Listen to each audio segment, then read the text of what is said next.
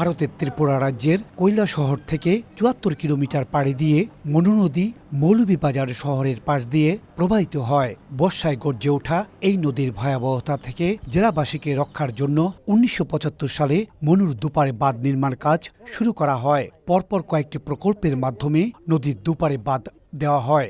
বছর বছর নদীর তলদেশে পলি জমে নাব্য কমতে থাকে, ফলে শুষ্ক মৌসুমের মরা মনু বর্ষায় মরণ কামড় দেয় দুকুলে। প্রতি বছর পানির ঢলে ঘরবাড়ি, রাস্তাঘাট, ফসলি জমি হারিয়ে নিঃস্ব হচ্ছে মানুষ। ঘুমন্ত অবস্থায় যখন এই বাঁধে ভাঙার খবর শুনতে পাই আমরা, তখন তাড়াহুড়ো করে ছুটাছুটি করে যেভাবে পারছে আমরা জীবন নিয়ে বাঁচতে পেরেছি। চকি একটার উপরে একটা জোড়া দিয়ে থইছি, থইয়া খালিও নিজে খাওয়ার জিনিসগুলারে খালি বাঁচাইছি।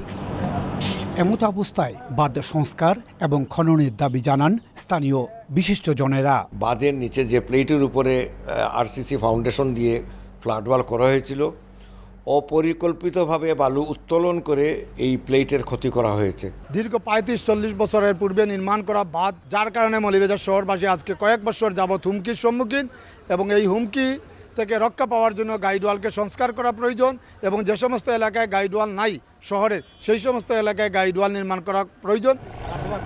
অবশ্য নদী খনন সহ নদী ব্যবস্থাপনার মহাপরিকল্পনার কথা জানালেন পানি উন্নয়ন বোর্ডের এই প্রকৌশলী।